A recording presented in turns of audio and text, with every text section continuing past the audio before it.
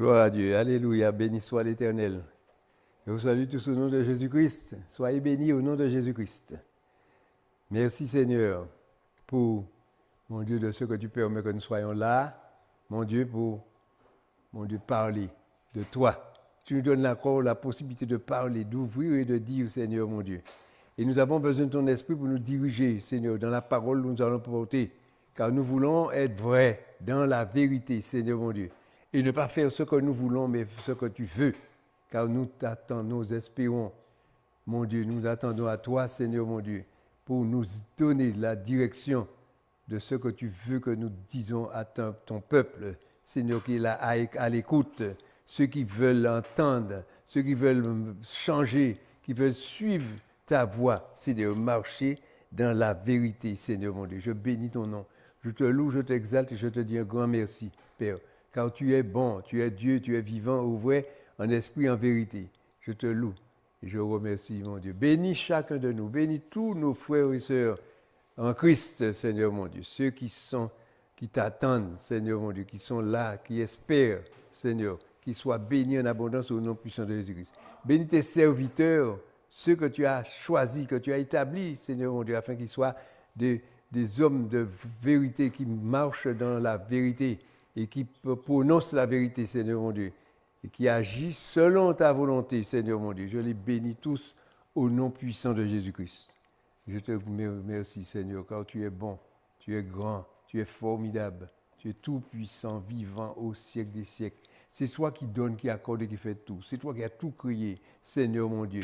Et aujourd'hui, nous voulons toujours rester, Seigneur, appuyés sur toi, t'attendre, te demander, recevoir de toi ce que toi tu veux nous donner, Seigneur mon Dieu. Selon ce que tu veux, Seigneur mon Dieu. Nous te remercions. Et que ta volonté se fasse dans nos vies, Seigneur mon Dieu. Et dans la vie de nos frères et sœurs. Seigneur, je les bénis tous au nom puissant de Jésus-Christ. Merci Seigneur. Aujourd'hui, mes bien-aimés, nous sommes là et nous voyons que nous parlons de changement. Alors que nous pouvons dire que les hommes ont changé. Avant, ils ont changé les choses parce que ça devait marcher selon Dieu. Mais jusqu'à aujourd'hui, ça ne marche pas comme Dieu le veut. Ça n'a jamais marché ainsi parce que les hommes ont voulu prendre la direction des choses pour mettre les choses à leur intérêt. Parce que les hommes cherchent leur intérêt. Et Dieu nous a conseillé de ne pas chercher notre intérêt à nous, mais de chercher Dieu. Et si nous avons Dieu, nous avons un intérêt parce que l'intérêt que nous avons, c'est que Dieu nous donne ce que nous avons besoin, ce qui est besoin nécessaire, utile, qui est vrai pour nous, pour que nous puissions marcher dans sa vérité. Dieu nous donne la possibilité de le faire, mais à condition que nous soyons attachés à lui et que nous attendons, nous comptons sur lui et nous ne comptons pas sur nous-mêmes, nous ne comptons pas sur les hommes, nous ne comptons pas sur quelqu'un qui va nous soutenir, parce que les hommes aujourd'hui sont tes amis, demain ils sont tes ennemis. Ce sont des gens qui, vous savez, la vie c'est comme ça, le cœur de l'homme il est mauvais et il s'endurcit de plus en plus, chaque jour il s'endurcit de plus en plus fort encore.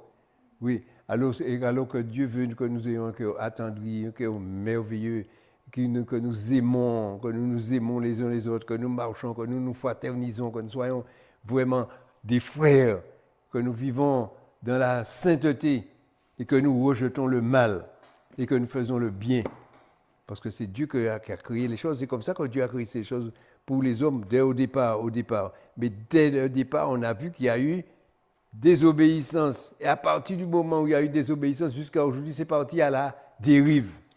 Et maintenant, c'est une vraie dérive. C'est une vraie catastrophe. Nous sommes dans une vraie catastrophe. Et il faut que l'homme revienne à la vérité pour marcher avec Dieu, pour écouter Dieu, pour laisser Dieu faire ce qu'il a à faire dans notre vie, pour nous conduire selon ce que nous cherchons, ce que Dieu veut pour nous. Parce que si nous prenons la dérive, eh bien, nous irons vraiment loin, serons loin de Dieu. Nous n'allons pas nous approcher. Vous voyez? Parce que Dieu n'a pas créé de religion. Il a créé les hommes et il a mis les hommes sur la terre et il a donné des consignes à l'homme pour que l'homme puisse marcher selon les consignes que lui, il a données, il a créées. Et les hommes, n'ont pas voulu ainsi. Les hommes ont choisi à vivre comme ils le veulent. Ils ont créé des religions, ils ont créé toutes sortes d'associations et toutes sortes et puis, oui, mais des choses qui sont contraires à la voie de Dieu. Alors, ce que Dieu voudrait, c'est que nous-mêmes, parce que si nous revenons à Dieu, eh bien, nous ne sommes pas perdus. Vous voyez, mes bien-aimés. Si nous revenons à Dieu, parce que Dieu est là, veut nous sauver. Parce qu'on voit que toutes les tentatives que Dieu a faites pour nous sauver, jusqu'à présent, il ne réussit pas parce que les hommes sont têtus, ils sont le cœur dur, ils veulent rester dans leur état et changer et croire que ça va changer pour eux en leur avantage. L'homme s'égare chaque jour. Alors aujourd'hui, nous voulons parler, nous allons prendre un passage dans le livre des Actes des Apôtres. Les Actes des Apôtres. Nous allons prendre les Actes des Apôtres, chapitre 9, verset 1.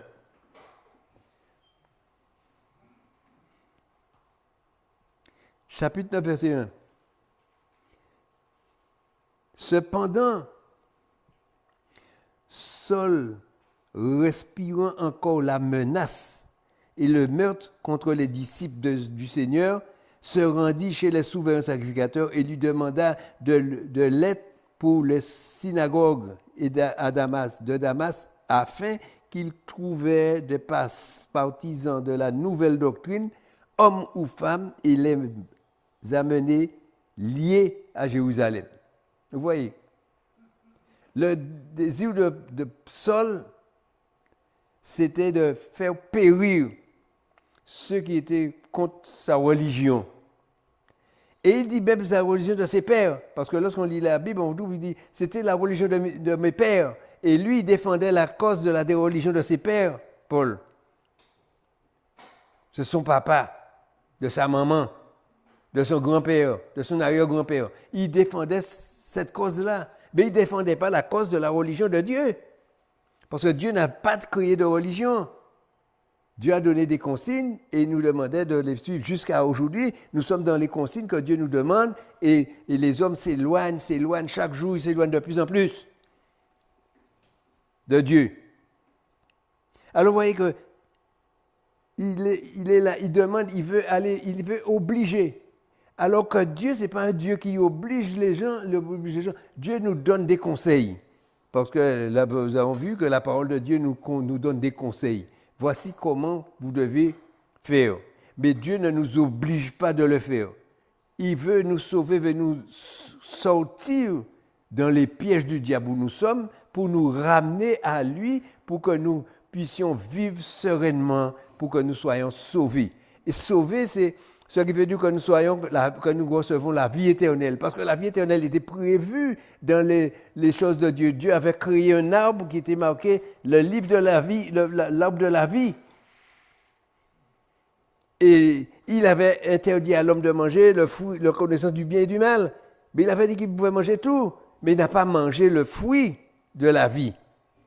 Il n'a pas été chercher dans le fruit de la vie pour qu'il ait la vie. Il a été chercher la connaissance du bien et du mal. Et comme l'homme connaît le mal, et il trouve que le mal est plus facile à faire que le bien, alors il profite.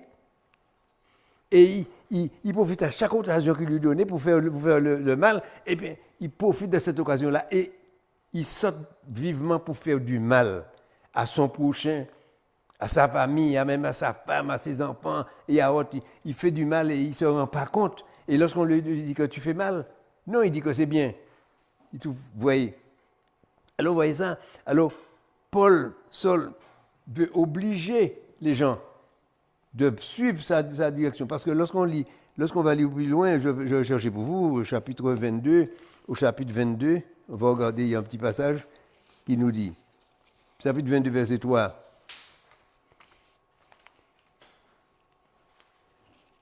Il va nous dire comment il est. Chapitre 22, verset 3. Verset 3.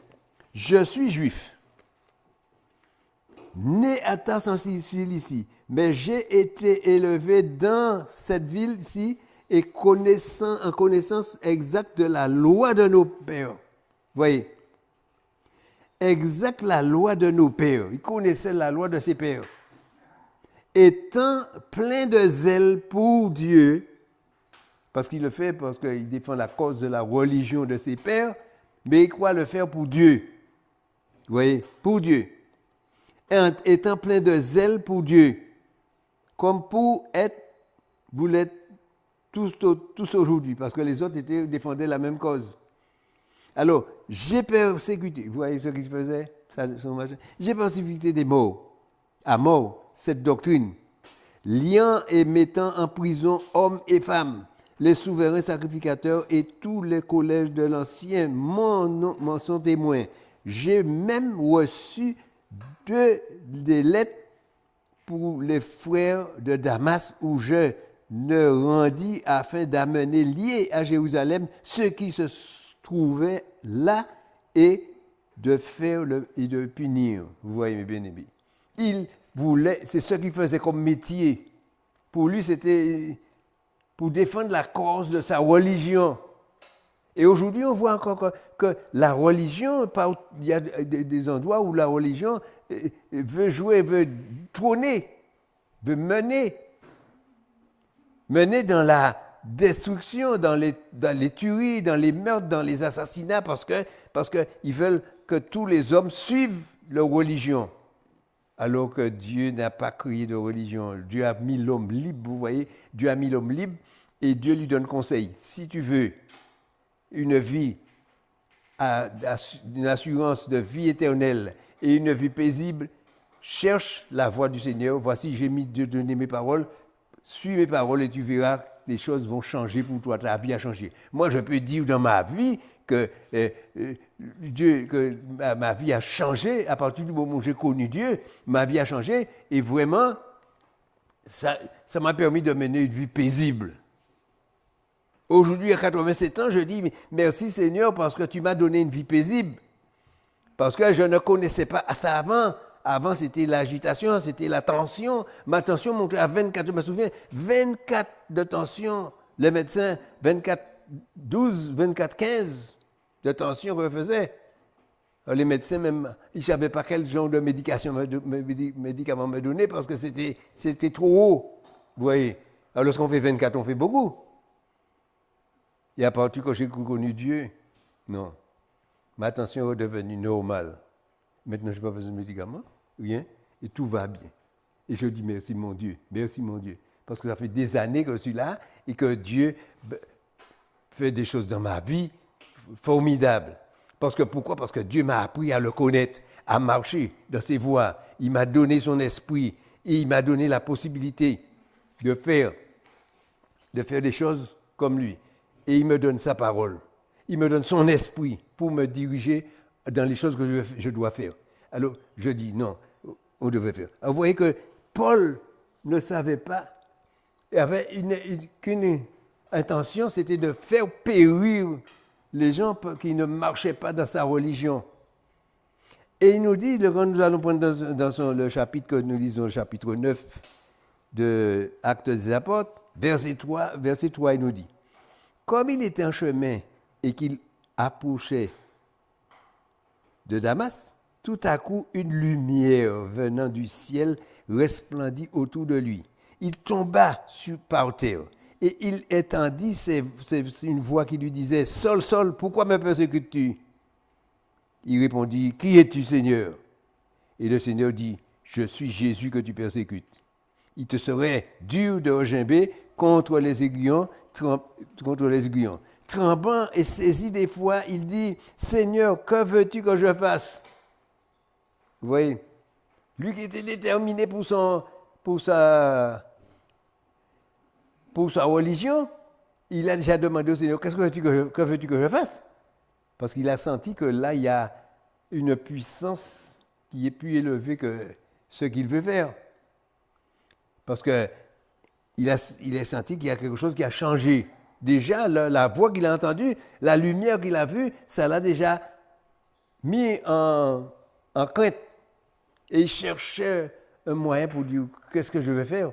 Parce que là, avec cette lumière-là, avec cette voix que je ne vois pas, alors c'est lui qui m'appelle à la possibilité de me faire périr. Alors, il a demandé à Jésus, qu'est-ce que je fais? Et Jésus ne lui a pas dit, je veux te faire périr, je veux te tuer, je ne fais rien. Il lui a dit, Jésus, puis je suis. Et il dit, je suis Jésus que tu persécutes. Et il te serait dur de regimber contre les aiguillons. Tremblant et saisi d'effroi, il dit, Seigneur, que veux-tu que je fasse?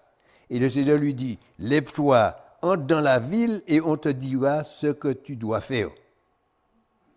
Les hommes qui l'accompagnaient demeurèrent stupéfaits. Ils entendirent la voix, mais ils ne voyaient personne. Saul se leva de terre et quoiqu'il ses yeux soient ouverts, il ne voyait rien. On le prit par la main et on le conduisit à Damas. Il resta 3 jours sans voir et il ne mangea ni ne but. Vous voyez, la puissance de la lumière qu'il a vue l'a égaré. Il ne savait pas où vous savez, il ne savait pas où il était, qui il était. Il ne voyait plus rien. Vous voyez, parce que lorsqu'on a perdu la vue, c'est qu'on ne sait pas où on est, où on va. Alors c'est mené qu'on l'a amené à Damas pour le mettre dans une maison et puis pour qu'il puisse savoir, il puisse être un endroit. Mais il ne sait pas où il est. Vous voyez? Alors, vous voyez que, et il avait déjà demandé à Jésus, que veux-tu que je fasse? La première chose qu'il a demandé à Jésus. Et Jésus ne lui a pas dit qu'il va le condamner, il n'a pas dit que je suis contre lui, ou bien je vais te faire enfermer, je vais te faire mourir, je vais faire... Non, Jésus n'a pas été ennemi, parce que Jésus, ce n'est pas un ennemi. Ce n'est pas un ennemi, Jésus, c'est un ami. Il nous aime tous, et il aime le méchant. Celui qui est méchant, il l'aime. Vous voyez? Et qu'est-ce qu'il a fait avec Paul? Or, la verset 10, il dit, il y avait à Damas un disciple nommé Ananias. Le Seigneur lui dit, dans une vision, Ananias, il répondit, me voici Seigneur. Parce que quand Jésus appelle, on lui fait savoir qu'on a entendu sa voix. Parce que Jésus ne parle. Parce qu'il ne faut pas croire que Jésus ne parle pas, Jésus parle. Et il y en a qui entendent sa voix. Et il y en a qui n'entendent pas parce qu'ils n'écoutent pas. Celui qui écoute entend la voix du Seigneur quand le Seigneur lui parle. Alors, il a écouté, me voici Seigneur. Et le Seigneur lui dit, lève-toi, va dans la rue qu'on appelle la droite et cherche dans la maison de Judas un homme nommé Saul de Tarse. Alors, quand Ananias a entendu ça, il dit, car il prit et il a vu en vision un homme du nom d'Ananias qui entrait et qui lui imposait les mains afin qu'il recouvre la vue. Ananias répondit, vous voyez comment il commence à prendre de machin. Ananias répondit, Seigneur, j'ai appris de plusieurs personnes tous les maux que cet homme a fait à tes saints, Dieu de Jérusalem, et il a ici de pouvoir de la part des principaux sacrificateurs pour lier tous ceux qui évoquent ton nom. Mais le Seigneur lui dit, c'est ça qui est important là. Paul agissait en méchant, mais le Seigneur dit à Ananias, et je lui montrerai. Il lui dit, car cet homme est un instrument. Va, car cet homme est un instrument que j'ai choisi pour porter mon nom devant les nations. devant les rois et devant les fils d'Israël. Et je lui montrerai tout ce qu'il doit souffrir pour moi. Oui, mes bien-aimés. Dieu a choisi, Jésus a choisi cet homme-là. Parce que pourquoi? Parce que Jésus a vu que cet homme est un homme déterminé. Quand il fait quelque chose, il ne fait pas à demi. Il fait la chose qu'il doit faire. L'action qu'il doit accomplir, il fait l'action qu'il doit accomplir. Il doit chercher les hommes et les emmener devant les souverains sacrificateurs pour qu'ils soient mis en prison ou pour qu'ils soient tués. Et il le fait avec détermination et zèle.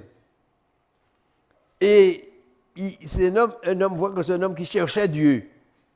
Parce qu'il dit qu'il le fait pour Dieu. Il ne le fait pas pour lui-même, ce n'est pas parce qu'il a envie de le faire, parce qu'il y a beaucoup de gens qui font des méchancetés, mais il fait ça pour leur intérêt, et puis ils sont contents, ils sont joyeux d'avoir fait la méchanceté à un autre. Mais lui, il le faisait parce qu'il croyait que c'était pour Dieu qu'il le faisait. Mais il ne comprenait pas que c'était pour la religion. Et jusqu'à présent, aujourd'hui, on voit les gens qui sont dans les religions, ils croient qu'ils sont avec Dieu, mais ils sont égarés. Et ils ne sont pas avec Dieu parce que ceux qui les attirent dans la religion, ce sont des menteurs, ce sont des faux, des faux qui ne louent pas Dieu. Parce qu'ils cherchent leur propre intérêt, vous voyez. Alors vous voyez que comment Ananias, nous allons voir comment Jésus, alors, et Jésus dit, va, car cet homme est un instrument. Vous voyez?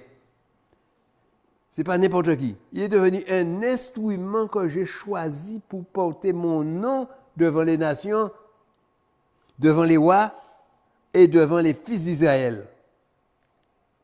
Il savait, Jésus, que d'avance, qu'avec cet homme-là, sa parole va passer partout. Il va l'enlever. Et il dit même que et je lui montrerai tout ce qu'il doit souffrir pour moi.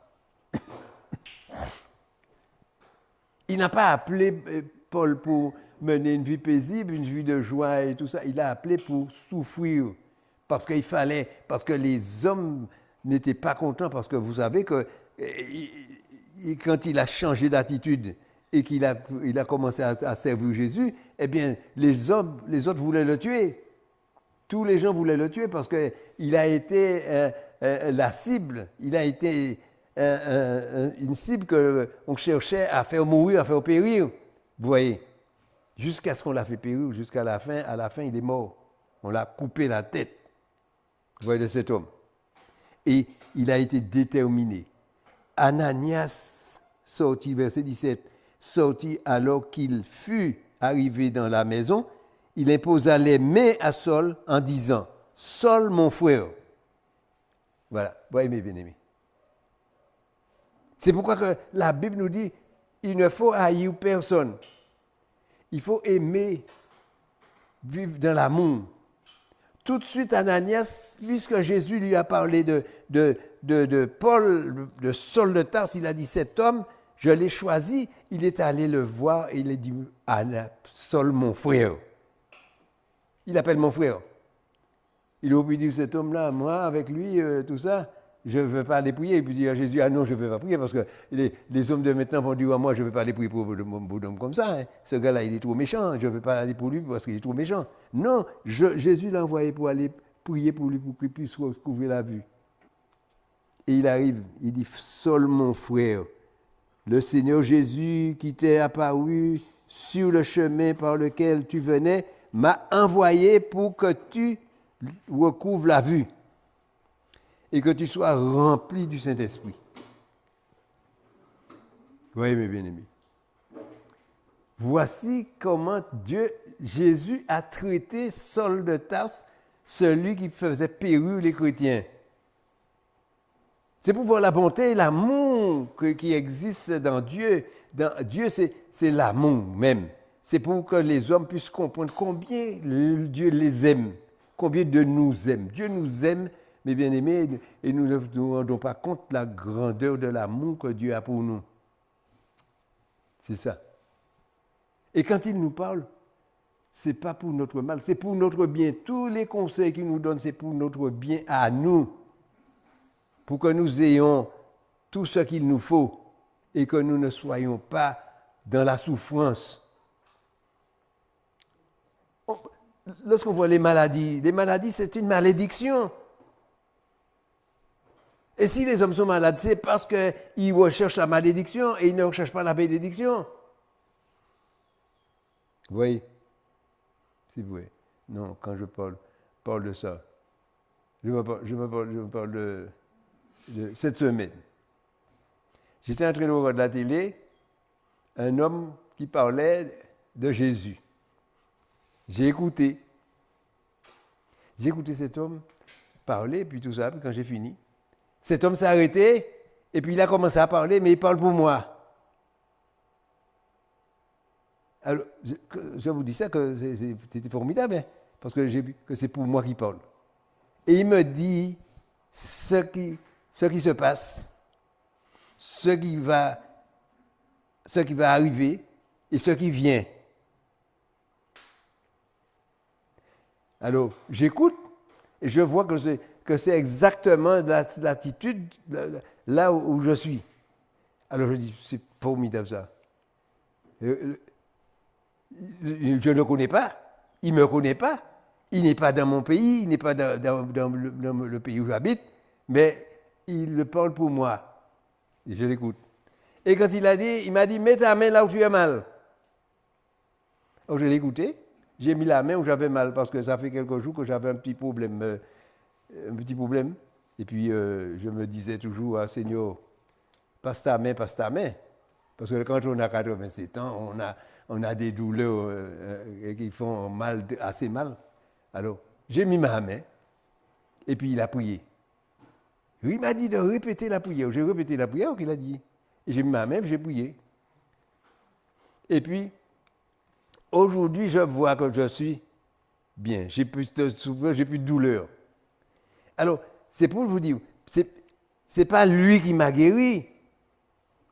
Celui qui m'a guéri parce que je croyais en ce qu'il disait. Vous voyez? Parce que c'est l'homme, il faut que l'homme arrive à comprendre les choses. Si tu crois, c'est ce que la Bible dit, si tu crois, tu verras la gloire de Dieu. Vous voyez?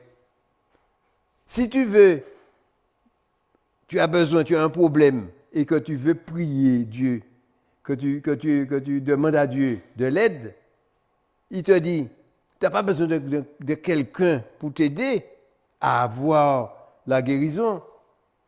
Tu rentres dans ta chambre, tu fermes ta porte, tu te mets avec Dieu, tu cherches la communauté avec Dieu pour être en communion, à parler avec Dieu amicalement, avec Dieu calmement, dans la joie, en s'humiliant, en reconnaissant la grandeur et la majesté, la toute-puissance de Dieu, ce que Dieu peut faire. Et voilà que Dieu, quand tu lui as dit, parler de ton problème, il entend ton problème. Tu crois qu'il n'est pas là avec toi, mais il est avec toi, dans la pièce, là où tu es, dans ta chambre. Et il est là avec toi, il entend ce que tu dis, parce que Dieu est partout, Dieu voit tout. Et quand tu as fini de prier, Dieu a entendu ta prière. Si le même jour, il n'a pas fait pour toi ce que tu as demandé, crois, et tu verras demain, après-demain, ou bien dans 2-3 jours, tu verras que ce que tu as demandé, le voilà. Et tu vas rester stupéfait de voir comment Dieu fait des choses pour toi. Et il va améliorer les choses, il va te donner au-delà, parce que la Bible dit qu'il te donne au-delà de ce que tu demandes. Tu vois, c'est ça. Au-delà, au-dessus, il te donne plus que ce que tu as demandé. Il ne te donne pas en nécessité parce qu'il sait que ce qui est nécessaire pour toi, ce qui est utile pour toi. Vous voyez? Alors c'est pourquoi, vous voyez, Saul, il a vu là, Ananias a prié. Et Saul a cru en Ananias parce qu'il avait déjà vu, avant qu'Ananias arrive, il avait déjà vu qu'Ananias venait pour prier pour lui. Puisque la Bible dit que il a entendu. Oui, alors, Ananias est arrivé. Ananias lui a dit, Saul, mon frère, le Seigneur Jésus qui t'est apparu sur le chemin par lequel tu venais, m'a envoyé pour que tu recouvres la vue et que tu sois rempli du Saint-Esprit. Il m'a envoyé. Vous voyez, des envoyés. Et les envoyés, ce n'est pas la première fois. Moi, plusieurs fois, Dieu a envoyé des gens pour me parler ou pour m'aider. Et qu'est-ce que je fais? J'attends l'aide de Dieu, et quand l'aide de Dieu est arrivée, j'utilise l'aide que Dieu m'a envoyée, et ensuite, je laisse les choses se faire comme Dieu veut le faire. Et plusieurs fois, j'ai eu des gens qui sont venus me porter des messages de Dieu. Et j'ai écouté ce que Dieu a dit. J'ai analysé par l'Esprit, parce qu'on a l'Esprit de Dieu pour nous prouver que cela vient de Dieu. Et ensuite, je vois la réussite de ce que Dieu a dit. Alors, Dieu a envoyé un messager. Et Dieu c'est vrai qu'il envoie toujours un messager pour parler aux hommes. Et c'est pas, quand il t'envoie quelqu'un, il n'envoie pas quelqu'un avec ses propres paroles. Il l'envoie avec un message pour te dire, voici telle chose, ça va se passer ainsi, parce que tu as tel problème, et tel... Oui, et il te le dit. Et quand tu vas te poser la question, comment ça se fait que cet homme est sorti jusque là où il est sorti pour venir me dire ça? Parce que Dieu sait. Tu envoies des gens que tu ne connais pas, que tu n'as jamais vus. Ça m'est arrivé plusieurs fois. Vous voyez, mes bien-aimés. Alors c'est pourquoi que les messagers, il a envoyé un messager pour dire à Saul. Mais le messager, Saul avait déjà eu en vision que le messager devait venir. Et le messager est venu et lui a parlé. Et après qu'il eut pris alors, au même instant, il tomba de ses yeux comme des écailles, puisqu'il ne voyait pas, et il recouvra la vue. Alors,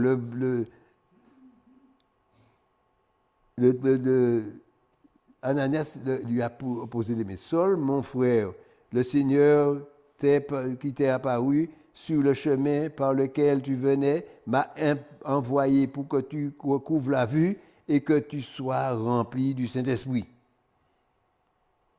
Et ensuite, au même instant, il tomba de ses yeux comme des écailles et il recouvra la vue. Il se leva et fut baptisé. Ah, vous voyez? Il fut baptisé. Et il y a beaucoup de gens qui disent, le baptême, c'est pas important, ça, c'est pas machin. Non, c'est très important. Parce que si Dieu l'a mis, il a envoyé quelqu'un avant Jésus pour préparer le chemin de Jésus. Celui-là, c'est ce qu'il faisait, baptiser les gens. Jean le Baptiste. Et puis on lui a donné le nom de Jean le Baptiste. Tout le monde l'appelle Jean-Baptiste, mais son nom c'est Jean. Et puis ce qu'il faisait, il baptisait. Alors c'est pourquoi que son nom est devenu Jean-Baptiste. Les gens appellent Jean-Baptiste, mais c'est pas... on l'appelle Jean. Mais c'était Jean, c'était son nom, c'était Jean le Baptiste, celui qui baptisait. Et il était avant Jésus. Et maintenant que Jésus a envoyé Ananias, et Ananias l'a baptisé Paul. Vous voyez? Et après qu'il eut pris de la nourriture, les forces lui revinrent. Vous voyez? Sur cela, quelques jours après, les disciples qui étaient à Damas, et aussitôt il prêcha, écoutez, mes bien-aimés, aussitôt il prêcha dans la synagogue que Jésus est le Fils de Dieu. Vous voyez, il prêcha tout de suite.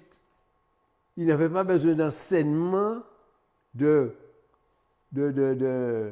à l'école biblique pour aller prononcer la parole de vérité, la parole de Jésus. Et il prêcha ça tout de suite. Après, tous ceux qui l'entendaient étaient dans l'étonnement et disaient, N'est-ce pas celui qui persécutait à Jérusalem pour ceux qui évoquent le nom de... Et n'est-il pas venu ici pour les emmener liés devant les principaux sacrificateurs? Cependant, Saul se fortifiait de plus en plus et il confondait les Juifs qui habitaient Damas, démontrant que Jésus est le Christ. Vous voyez? Et Saul a changé d'attitude. Il est devenu, voilà, lorsqu'on parle de naissance, nouvelle naissance, voici une nouvelle naissance. Parce que Paul était Saul de Tarse et il est devenu Paul, l'apôtre de Jésus-Christ. Nouvelle naissance. Même son nom a changé. Il n'est plus Saul, il est Paul, l'apôtre de Jésus-Christ. Il a changé d'attitude.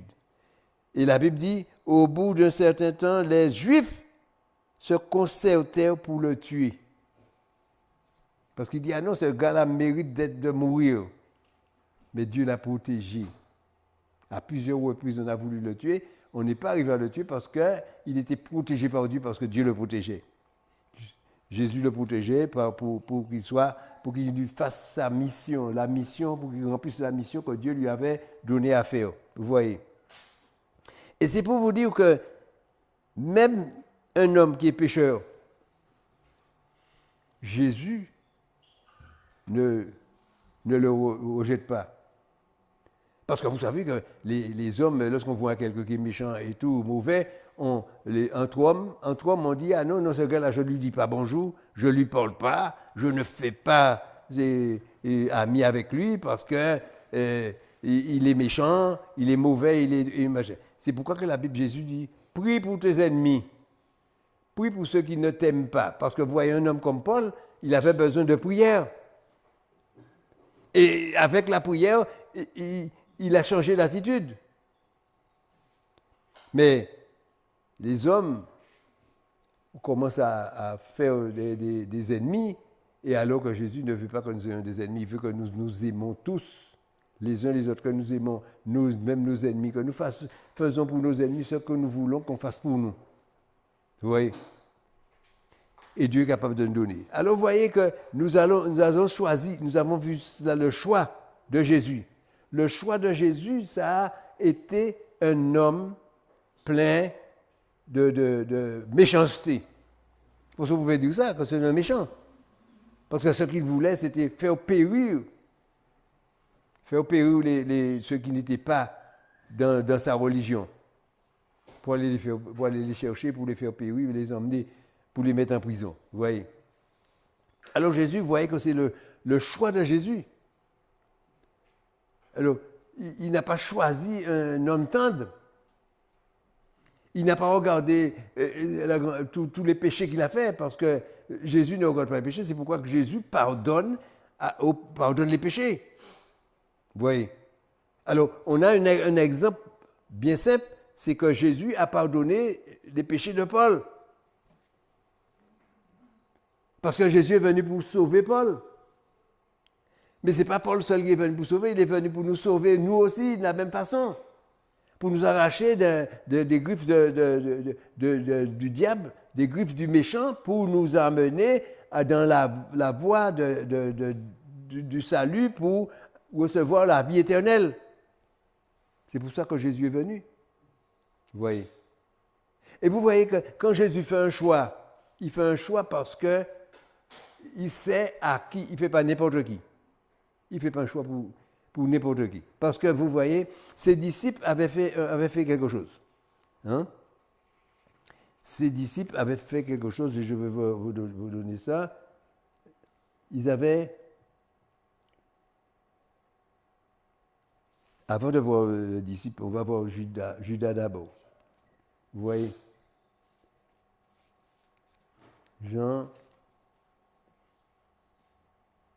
Judas. Jean 12, verset 4. Jean 12, verset 4.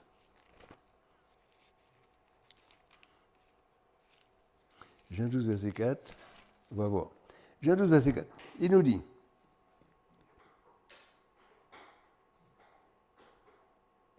un de ses disciples, Judas Iscariote, fils de Simon, celui qui devait le livrer, qui devait livrer Jésus.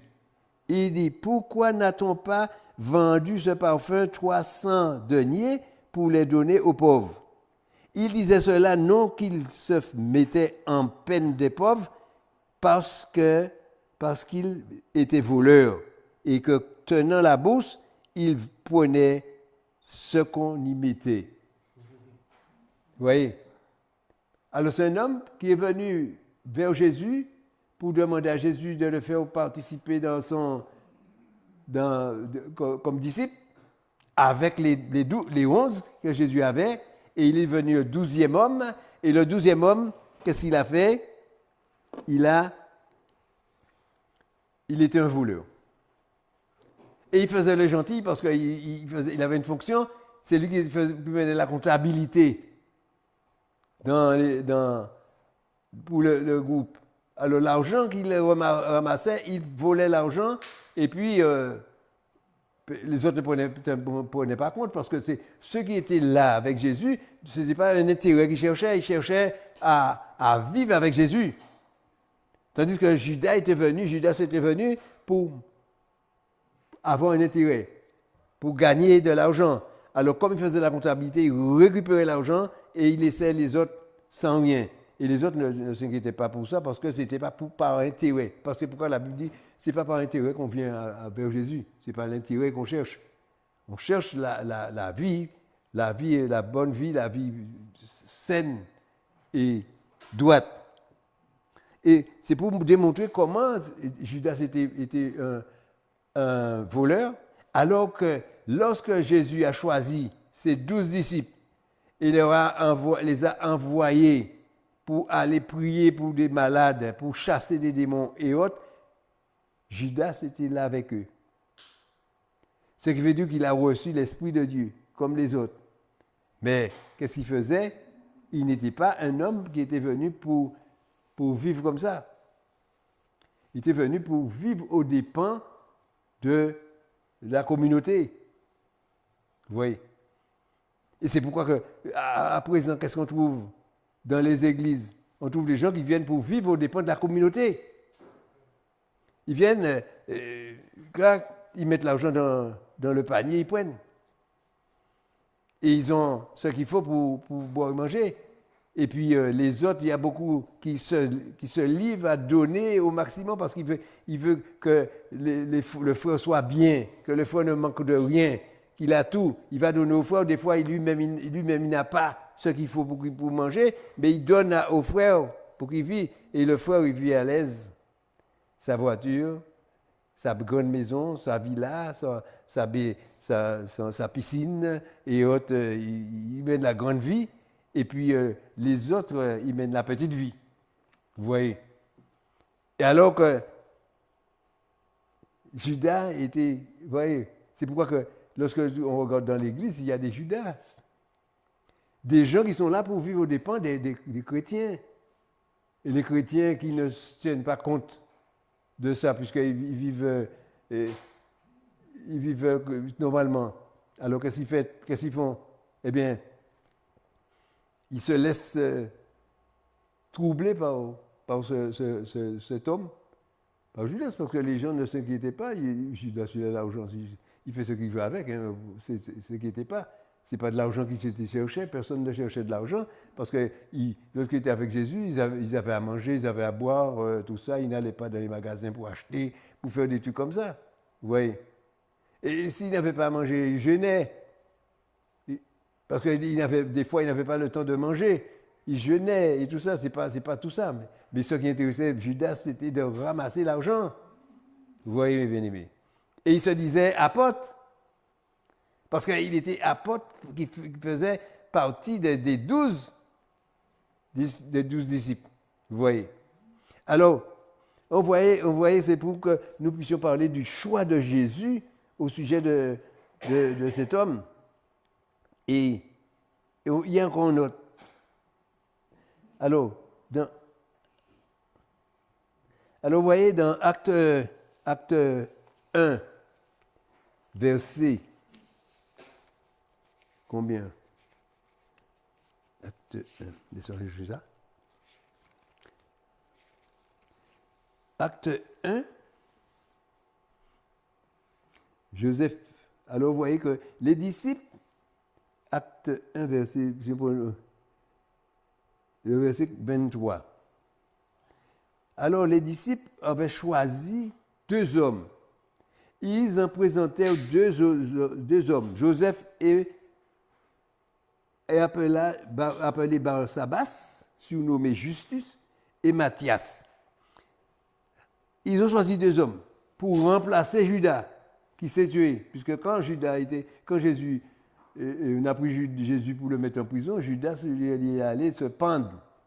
Alors comme il est mort et qu'il y avait 12 disciples, les disciples voulaient mettre 12 aussi, être à 12. Alors ils ont dit qu'ils vont donner un autre. Et qu'est-ce qu'ils ont fait? Ils ont choisi 2 hommes.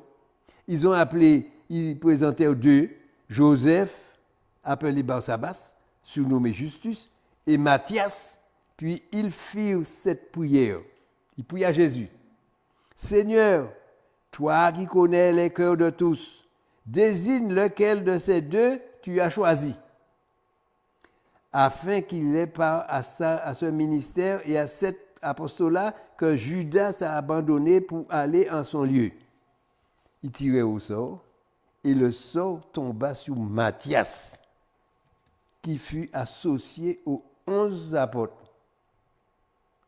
Vous voyez, les bien-aimés. Alors Matthias a été choisi par les 11 disciples.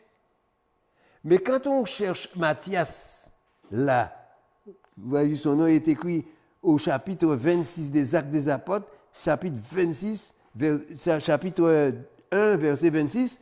Et quand on recherche Matthias dans la Bible, jusqu'à ce que la Bible se termine, Matthias, ça n'existe pas. Pourquoi? Parce que Jésus n'avait pas choisi Matthias. Ce sont les hommes qui ont désigné Matthias. Ils ont bien prié, mais ils n'ont pas demandé à Dieu. Ils ont demandé à Dieu lequel qu'il faut que nous choisissons. Jésus leur a dit, choisis, je ne sais pas, Jonathan ou un autre. Mais eux, ils avaient déjà fait leur choix, ils avaient déjà choisi 2 hommes, et ils ont mis ces 2 hommes-là, et puis ils ont dit, Seigneur, tu vas nous désigner parmi les 2 lequel? Mais c'est comme si ils avaient fait leur choix. Et quand ils ont fait le choix, ils ont choisi Matthias. Alors voilà, Matthias est entré apôtre avec les 11. Faire partie des 11, des 12. Alors Matthias fait partie des 12, mais il a fait partie des 12 comment? Il n'a pas participé, il n'a pas participé comme m'a participé Pierre, Jean, Jacques, André, Matthieu et tous les autres qui ont participé. Il n'a rien fait. Ce qui veut dire que Jésus ne l'a pas considéré comme un apôtre. Parce que pourquoi? Parce qu'il a été choisi par l'homme. Et c'est comme ça que nous avons dans l'Église des Matthias. Des gens qui sont choisis par des hommes pour leur donner des talents, des gardes.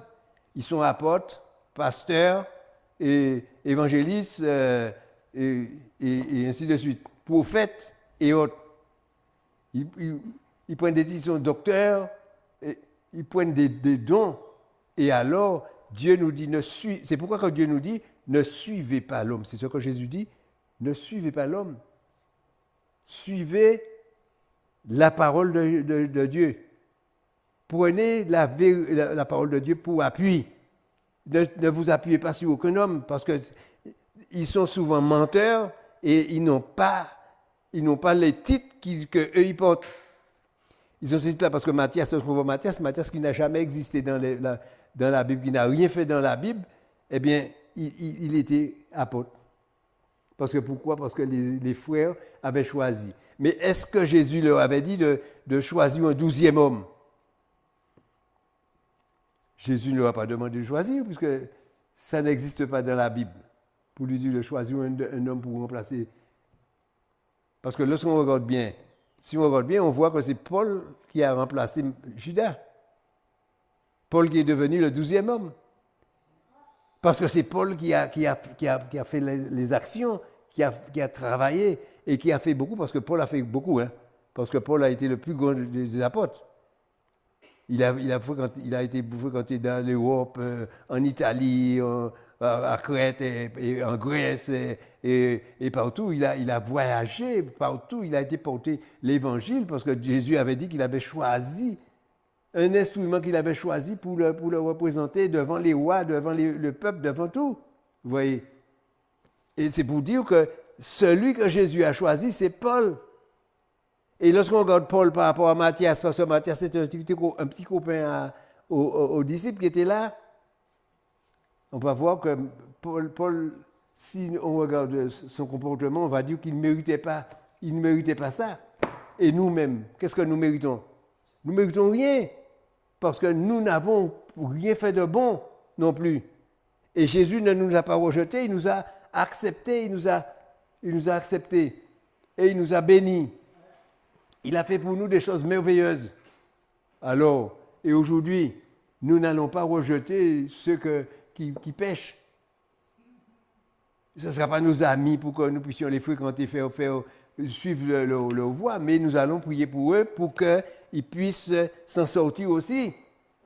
Comme Paul, parce que Paul ne méritait pas d'être disciple de Christ, et pourtant c'est lui que Jésus a choisi. Vous voyez? Judas qui était choisi, Jésus avait choisi Judas parce qu'il fallait qu'il existe dans la parole de Dieu, il fallait qu'il existe parce qu'il fallait un traître au milieu d'eux. Et quand il est venu, Jésus savait qu'il était le traître qui devait le faire mourir, mais Jésus l'a gardé pour l'œuvre qu'il devait faire, parce qu'il devait le faire. C'était inscrit dans la Bible, quand c'est inscrit, on ne peut pas l'effacer, c'est inscrit que il y avait un traître qui devait le faire mourir, le faire périr. Eh bien, c'est le traître, c'était Judas. Alors Jésus ne pouvait pas mettre Judas dehors tant qu'il était là, même s'il était voleur. Il le gardait avec lui, parce qu'il n'avait pas accompli l'œuvre qu'il devait faire. Alors c'est pourquoi que dans l'Église, nous avons des Judas, nous avons des Matthias, et nous avons aussi des Sauls de Tarse, Paul aussi. Alors ceux qui suivent Paul ont pris la bonne voie parce que Paul va nous conseiller de suivre la parole de Dieu. Parce que quand on regarde la parole de Paul, il dit toujours que nous devons suivre la parole et c'est la parole qui veut que nous suivons attentivement et ne pas négliger les mots qui sont écrits dans la Bible. Vous voyez? Mais ceux qui ont été suivre Matthias, eh bien, ils ont suivi quelqu'un qui n'est pas capable. Parce que si Matthias avait des capacités, Jésus l'aurait utilisé comme les autres. C'est parce qu'il n'était pas capable de faire. Et puis, ceux qui ont suivi Judas, alors vous voyez que là, c'est pour essayer de gagner des intérêts, avoir des intérêts sur les autres. C'est ça. Alors, c'est pourquoi qu'il faut que quand nous choisissons, quand nous faisons... nous allons, même si on va dans une assemblée, il faut déjà savoir avec qui on a affaire, qu'est-ce qu'il nous donne comme parole. Si la parole est bonne, gloire à Dieu, mais ce n'est pas l'homme qui faut suivre. Faut pas, c'est pas l'homme, c'est pas Dieu. Parce qu'il y a des hommes qui se prennent pour Dieu. Vous voyez? C'est comme dans les églises, on voit dans l'assemblée. Dans l'église, la Bible dit, qu'il a donné à chacun un don. Celui-là est pasteur, docteur, l'autre est évangéliste, et ainsi de suite. 1 Corinthiens 12. Qu'est-ce que je cherche ça?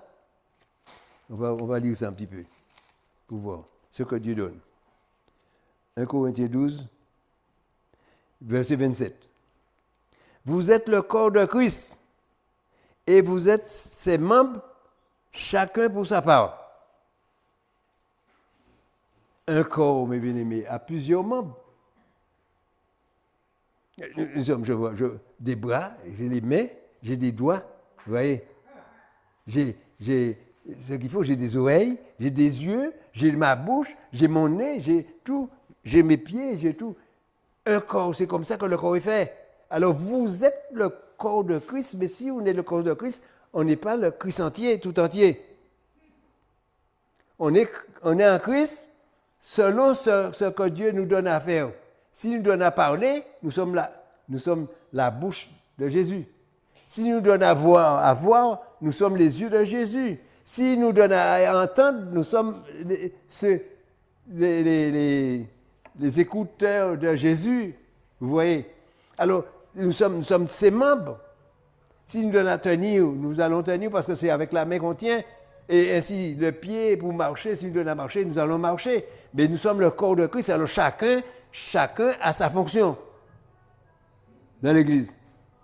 Chacun a sa fonction. Mais, quand il dit ça, et Dieu a établi,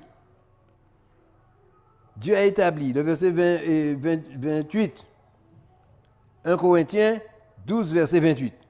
Il a établi dans l'Église, premièrement, des apôtres. Il y a des apôtres. Deuxièmement, il y a des prophètes. Troisièmement, il y a les docteurs. Ensuite, ceux qui ont le don de miracle. Puis ceux qui ont le don de guérir, de secourir, de gouverner, de parler diverses langues. Alors, vous voyez, c'est ça qui forme le corps. Vous voyez ce qui forme le corps de Christ. C'est tous ces membres-là, ces hommes-là, font partie du corps de Christ. Mais ça, ils doivent se trouver dans l'Église, mes bien-aimés. Mais vous voyez que dans l'Église, les hommes vivent les uns contre les autres. Ils sont des ennemis les uns contre les autres. Ils ne laissent pas celui qui a un don, ils ne le laissent pas exécuter son don, travailler dans l'Église parce qu'il veut être le chef. Alors que dans l'Église, Jésus dit, je suis le chef de l'Église. Alors s'il y a un chef, il ne peut pas avoir plusieurs. Un seul chef, c'est Jésus. Et ceux qui sont là, ce sont des membres de l'Église. Alors, le pasteur, l'apôtre, le docteur, l'évangéliste ou celui qui a le don de miracle, ils ont les mêmes droits dans l'Église d'ouvrir la bouche et de parler quand ils ont une fonction. Le prophète et autres, parce qu'ils ont Dieu leur donne à établir, à faire quelque chose, ils font ce que Dieu leur a donné à faire. Vous voyez, mes bien-aimés. C'est ça. Et c'est pourquoi quand Dieu a choisi quelqu'un, vous voyez que le choix de Jésus n'est pas un mauvais choix. Il a choisi Paul. Mais lorsqu'on voit pourquoi Dieu choisit, parce qu'il y a un choix. Le choix qui est fait, c'est toujours Dieu qui le fait. Dans l'Église, parce que lorsqu'il établit ces gens-là, c'est parce que c'est fait par Dieu. On demande son avis à Dieu. Qui tu as choisi, Seigneur? C'est qui? Et Dieu te dit qui il a choisi. Vous voyez? Il est désigné. Par l'Esprit de Dieu, il est désigné. L'Esprit de Dieu dit, c'est telle personne. Et quand il est désigné pour la mission que Dieu lui a donnée à faire. Et quand Dieu lui donne la mission, les autres qui sont dans l'Église doivent le laisser accomplir sa mission. Vous voyez ce qui arrive? C'est ça.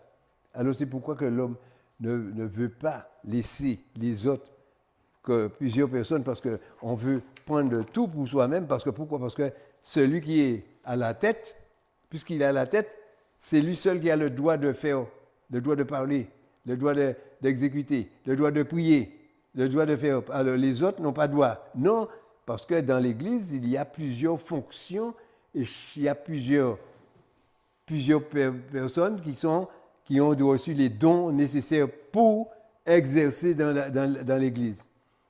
C'est pourquoi que celui qui parle, il parle. Mais s'il y a quelqu'un qui a le don de prier, c'est lui qui doit prier. Vous voyez? Parce que chacun a un don pour ça. Et il nous donne ça. Et vous voyez que dans le livre d'Éphésiens, il nous précise, il donne à chacun. Il ne donne pas à... Il le donne à chacun. Vous voyez, mes bien-aimés. Alors voilà. Alors, vous voyez que Jésus avait dit à ses disciples, vous voyez que quand Jésus parle, à cause de mécontentement des autres, vous voyez, Jésus a parlé en parabole. Et quand il a parlé en parabole, c'est pour que les autres ne comprennent pas.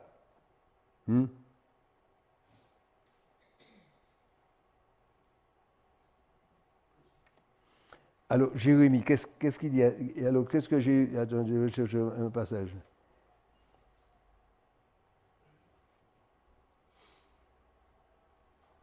Dieu dit pourquoi il parle en parabole, Jésus, aux gens.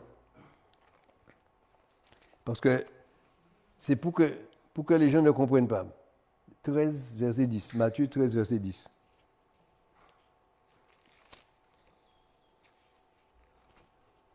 « 13, verset 10. 15, 12. Alors, le verset 10. Les disciples s'approchèrent d'eux et lui dirent, « Pourquoi leur parles-tu en parabole ?» Jésus leur répondit, « Parce qu'il vous a été donné de connaître les mystères du royaume des cieux et que cela ne leur a pas été donné. Alors, car on donnera à celui qui a et il sera dans l'abondance, mais à celui qui n'a pas, on ôtera même ce qu'il a. C'est pourquoi je leur parle en parabole, parce qu'en voyant, ils ne voient point, et en entendant, ils n'entendent ni ne comprennent. Et pour eux s'accomplit cette prophétie d'Ésaïe. Vous entendrez de vos oreilles et vous ne comprendrez point. Vous regarderez de vos yeux et vous ne verrez point, car le cœur de ce peuple est devenu insensible. Ils ont endurci leurs oreilles, ils ont fermé leurs yeux, de peur qu'ils ne voient de leurs yeux, qu'ils n'entendent de leurs oreilles, qu'ils ne comprennent de leur cœur, qu'ils ne se convertissent et que je ne les guérisse. Vous voyez, ça va jusqu'à la guérison. Pourquoi? Parce que les hommes deviennent durs d'oreille. Ils veulent pas obéir à la parole de Dieu. Alors c'est pourquoi que Jésus, quand il le parle en parabole. Et quand ils entendaient en parabole, ils n'étaient pas contents, ils n'aimaient pas ça. Parce que la parabole, parce qu'ils n'arrivaient pas à comprendre. Parce qu'à un certain moment, Jésus a vu partir plusieurs disciples parce qu'ils étaient là et Jésus leur a parlé en parabole. Jésus a dit, « Je suis le pain de vie. Celui qui mange ma chair et boit mon sang, celui-là vivra éternellement. » Aïe, aïe, aïe, aïe, aïe, ils n'ont pas accepté ça. Ils étaient mécontents. Parce que, non, il ne fallait pas... Qu'est-ce qu'il raconte là? C'est pourquoi on disait qu'il était fou. On disait qu'il avait des démons et tout. Parce qu'il leur parlait en parabole. Et ils ne comprenaient pas. Pourquoi? Parce que la parole, c'est une parole de l'Esprit qu'il a donnée. Et la parole de l'Esprit, les hommes qui étaient là ne pouvaient pas comprendre l'Esprit de Dieu. C'est pourquoi il y a beaucoup de gens qui n'arrivent pas à comprendre la parole de Dieu. Quand la parole de Dieu est là, on leur donne la parole, ils n'arrivent pas à le comprendre. Parce qu'ils hésitent. Vous voyez, il y a ce problème-là. Et c'est pourquoi que les hommes restent et sont là, et puis ils deviennent contrariés, ils entendent ça, ça ne leur plaît pas. Ah, ça ne me plaît pas du tout ce qu'il dit là. Alors, non, moi je ne vais pas entendre ça. Vous mangez ma chair et puis boire mon sang. Ah non, c'est pas moi je ne suis pas un buveur, manger d'homme, ni un buveur de sang de l'homme. Et tout ça, vous voyez, parce que les gens, ils ne comprennent pas ce que l'Esprit dit. Et c'est pourquoi que c'est dit pour que ceux qui ne comprennent pas, pour qu'ils ne fassent pas. Alors, tandis que les disciples de Christ savaient, quand Jésus parlait, Jésus leur expliquait ce que cela voulait dire. Mais pour les autres, ils ne le disaient pas. Et il y en a plusieurs qui sont partis, qui ont quitté le rassemblement, et puis ils sont partis, ils ont... Non. Ah non, ils sont partis, ils disent, on ne peut pas écouter ça. C'est trop dur. Vous voyez, mes bien-aimés. Pourquoi? Parce qu'il est dit qu'il est le pain de vie. C'est lui qui donne la vie. Les gens n'ont pas compris que c'est lui était venu pour nous donner la vie éternelle. Et ils voyaient que c'était le pain, parce qu'eux, ils comptaient le pain où c'était très, très bien, le jour où il y avait 5 pains et 12 poissons, et 2 poissons, 5 pains et 2 poissons, ils ont tous mangé, et ils ont mangé, il restait. Elle a dit, aïe, aïe, aïe, tous les jours on va aller, et puis on va avoir du pain, et puis ils croient que c'est comme ça. Et puis ça c'est, vous voyez, et c'est pourquoi qu'il faut que nous apprenions à marcher dans la parole, à écouter ce que la parole dit, à faire ce que la parole dit, faire comme Jésus le demande. Et il ne faut pas que chacun vienne mettre sa propre parole, parce qu'il y a des gens qui ajoutent la parole, parce que vous voyez, quand la religion vient, on voit la religion, ils ont ajouté toutes sortes de mélanges, ils ont fait tout un mélange avec Jésus, et puis d'autres phénomènes qu'ils mettent dans l'église, et puis ils forment une église, et l'église n'est pas la bonne. Parce qu'on se perd, lorsqu'on arrive, on s'égare, parce qu'on ne sait plus lorsqu'on adore Dieu. Parce qu'on fait venir les gens pour adorer Dieu, et puis on leur fait adorer des images. Mais oui, parce qu'ils adorent n'importe quoi. Et que tu sont partis, ils sont satisfaits. Ah, c'était bien. Mais qu'est-ce que tu as adoré? Tu es venu voir Dieu. Et Dieu n'était pas là et tu l'as adoré. Comment tu as fait pour le voir? Parce qu'il y avait Saint tel qui était là. Et nous avons prié pour Saint tel, puisque c'était la fête de Saint tel. Alors, vous voyez, ce n'est pas Dieu que tu as vu. Tu n'as pas vu Dieu. Tu étais dans une messe religieuse. Et c'est ça, c'est la différence qu'il y a dans ces choses-là. Et les gens, ils n'arrivent pas à comprendre ça. Parce que quand c'est Dieu, c'est Dieu. Si tu veux faire autre chose, tu fais autre chose si tu veux. Dieu ne va pas t'empêcher de le faire. Mais Dieu va te demander, quand c'est à moi que tu pries, si tu pries pour moi, tu as besoin de me voir, tu veux avoir un contact avec moi, tu pries, tu m'appelles. Et nous allons parler ensemble. Parce que moi, j'ai la possibilité de parler avec toi. Parce que Dieu parle avec ses enfants. Quel que soit là où l'homme est, Dieu, quand l'homme a besoin de Dieu, il appelle Dieu et Dieu l'écoute. Mais s'il n'est pas à l'écoute de Dieu, Dieu n'écoute pas non plus. Vous voyez, c'est ça.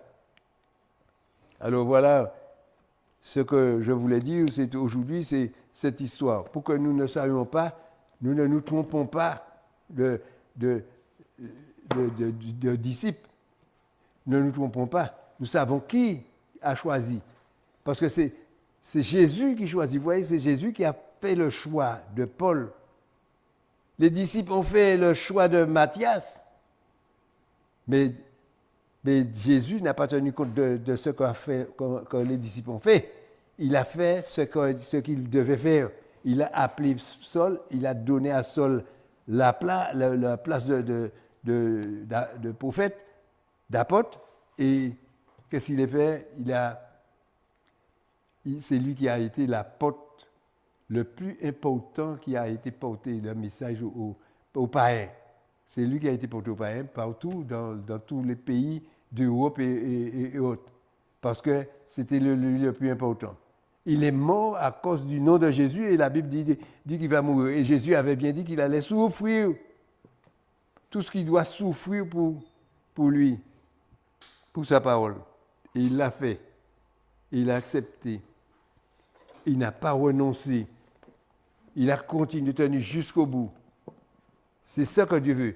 C'est des hommes qui sont prêts à... C'est pourquoi n'importe qui ne peut pas être désigné comme prophète ou apôtre ou machin. Parce qu'il faut que c'est quelqu'un qui soit important.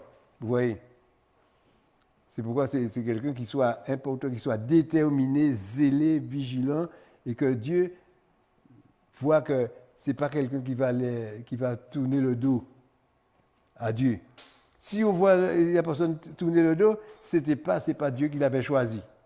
C'est lui-même qui s'est décidé, parce que vous savez qu'il y a beaucoup de gens qui ont des envies, des désirs. Je désire être pasteur, je désire. Moi, quand je regarde, moi, je n'ai jamais été quelqu'un qui cherchait ni pasteur, ni rien du tout de ce genre, ni dans l'église. Et c'est pour ça que j'ai fait ce que Dieu veut. Alors, je pense que j'ai fait ce que Dieu veut et que Dieu tient compte de ce que j'ai fait, et que je n'ai pas fait pour mon intérêt, mais j'ai fait pour l'intérêt de ceux qui étaient avec moi. Oui, parce qu'on cherche toujours l'intérêt des autres. Parce que c'est pour cela que Dieu nous prend. Parce qu'il y a beaucoup qui cherchent leur intérêt. Et c'est ce que nous devons éviter. Parce que quand les gens cherchent leur intérêt, ils ne nous emmènent pas du tout avec la vérité de l'Église, dans l'Église. Vous voyez? Alors, que Dieu vous bénisse tous. Merci Seigneur.